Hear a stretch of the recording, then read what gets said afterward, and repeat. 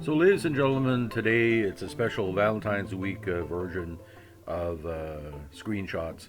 I'm going to take a very personal look at a movie which I consider the kind of the first movie of the 1990s, a romantic comedy genre, which is very strong, even though the movie came out in 1989. Of course, we're going to look at the very emotional and heart wrenching and class destroying movie, Say Anything. Now, Say Anything is a 1989 American teen romantic comedy written and directed by the very talented and very successful Cameron Crowe. This was his first combination written and directing movie. And the movie covers a romance between Lloyd Dobler, who's a kind of a martial arts slacker with average intelligence, but high romantic intelligence, who pursues and successfully romanticizes the class valedictorian Diane Court, played by Oni Sky. Now, Lloyd Dobler, played by the very handsome and talented John Cusack, has been typecast as Lloyd Dobler his whole life, but he's not typecast in the many roles he's played. But if you were asked a person who's, what do you remember about John Cusack, it always goes back to Lloyd Dobler. Lloyd Dobler had a lot of Canadian aspects because a lot of Canadian young men of the late 1980s, early 1990s were into many things. They were romantically challenged. They weren't like a nerd or a jerk. They basically were looking for true romance, and I should know I was one of them. But the Lloyd Dobler character wears the infamous Canadian style trench coat. He's into independent music, including like Fishbone. He has a weird circle of friends that he's trying to distance himself to, but still wants to be a part of the crowd, but not part of the crowd. His two best friends are two very different young girls who are not obsessed with sex. They're obsessed with romance, and are hoping that Lloyd will finally find a love that will respect him for the good man he is. Um, Entertainment Weekly ranked this as the number 11 on the greatest high school movies of all time.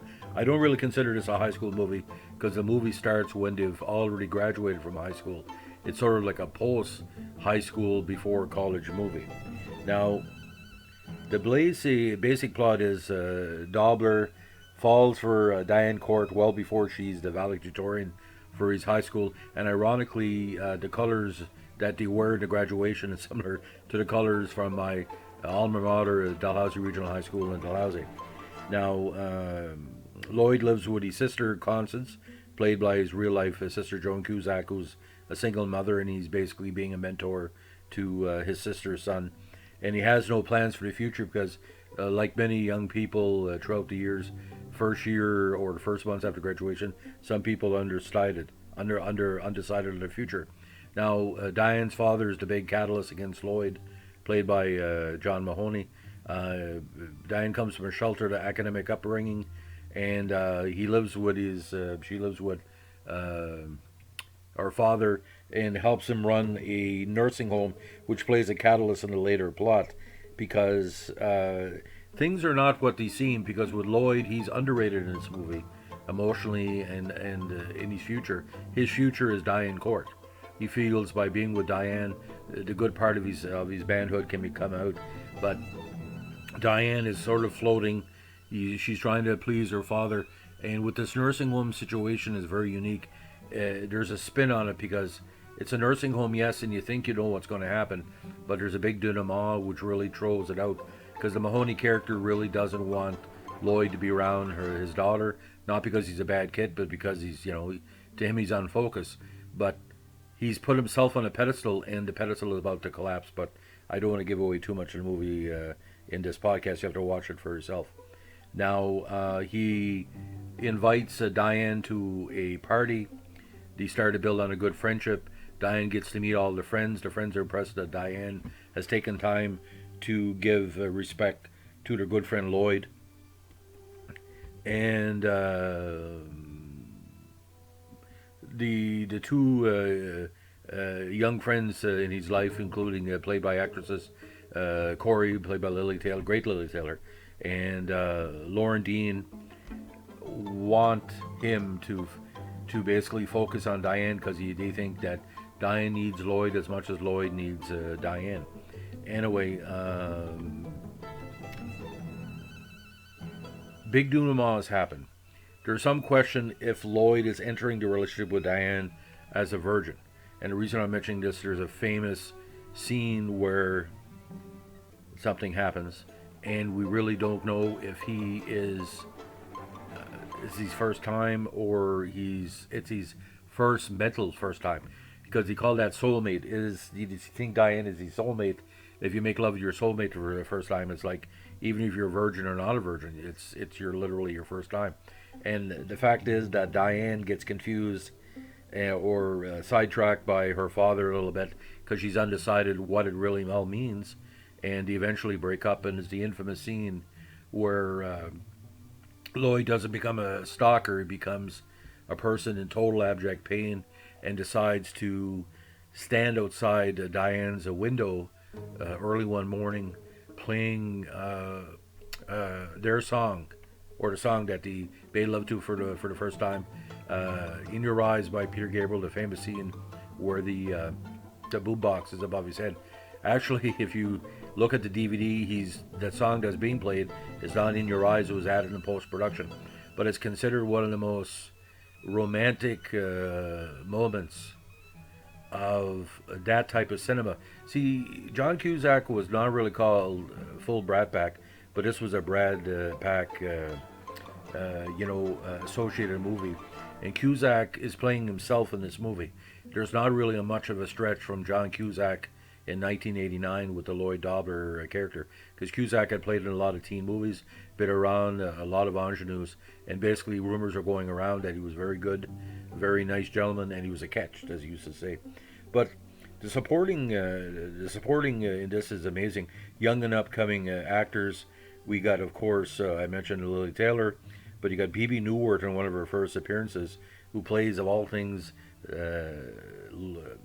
Lloyd's guidance counselor, who's trying to motivate him to become more focused on his own life. China Phillips, Mackenzie's daughter, plays a bit role. The very interesting actor Jeremy Piven is in it. Eric Stoltz of Mass fame at the time plays the host of the infamous Key Party, that not Key Party sexual, but you put your keys in, you don't have to drive drunk, and someone holds your keys. The infamous scene. And Homer Simpson, who plays Diane's teacher, Dan Castellana. So Cameron Crowe has got a great cast for this movie, great soundtrack. But if you watch closely, there's different moments in the movie where Lloyd is just being himself, but the attentive young man that he is, he's not really doing this to show off. He's doing this to tell Diane, "I care for you." And when Diane capitulates, and like any romantic comedy, there's always usually a happy ending, and there's a happy ending in this one I don't want to go too much about. Now, the soundtrack include everything from his Crow's wife Nancy Wilson, Living Color, Joe Satriani, Cheap Trick, the Red Hot Chili Peppers in the early years, Depeche Mode, Fishbone, The Replacements, and Lloyd Dobler plays John Cusack does his own rap on the on the soundtrack. Now, the biggest supporter of the movie, it was critically praised on CBC, different outlets throughout the world. Roger Ebert of the Chicago Sun-Times, the late great Roger Ebert, said it was one best films of the years. It really is something. He said, this could be an Oscar contender, and it could have been, but in 1989, most of the Academy wouldn't take movies like this seriously. But some people didn't like it because it was maybe a little bit too saccharine for certain people, but the cultural impact is it's well past the 3-decade list, because a lot of women who are now actually, by my knowledge, grandmothers or mothers with teenagers, will almost give this movie to their daughters or granddaughters and said, "Listen, this is what it was like in the '80s when things really, really were pre-internet, was not about negativity, where real romance still existed." But the key to the whole movie is in your eyes because, again, when you're a big theme song. But the big confusion was, Crow wanted Gabriel to give permission for the song in the movie, and when he sent him the copy of the movie, he sent the wrong movie. It was a John Belushi biography of the bomb called Wired, and it's a famous story where Gabriel said, why would the song fit with the Saturday Night Live guy is dying? He said, what are you talking about? This is a romantic comedy. He said, oh well, yeah, you can. And he looked at it again. He said, you can do it. Now he tried to do a small screen version of it between NBC and the original distributor of the movie, 20th Century Fox. But because Crow didn't want a TV version of Say Anything, and it wouldn't really work because, it would end in the same way that the movie ended. Crow basically said, you don't have to, it's pretty well, But this was what you call a medium range success at the box office. In 1989, $90, made about 21.5 American. I remember watching in the theaters. It wasn't a full house because John Cusack was not the well-known actor he is now. Everybody knows who pretty well John Cusack is. Ione Skye, not really. She was doing like a kind of a bad impersonation of Jamie Gertz in this movie. Jamie was a popular young actress at the time. And, God bless her, she, being the daughter of Donovan, a very famous singer, she didn't have her father's charisma. She was okay, but it just seemed to be a one-note performance, and it showed through the years. She's never really gone to whatever success that was, not say predicted, but that should have been hers for being in such a big movie. The only thing I can compare it with is she was the Ally McGraw of the new generation.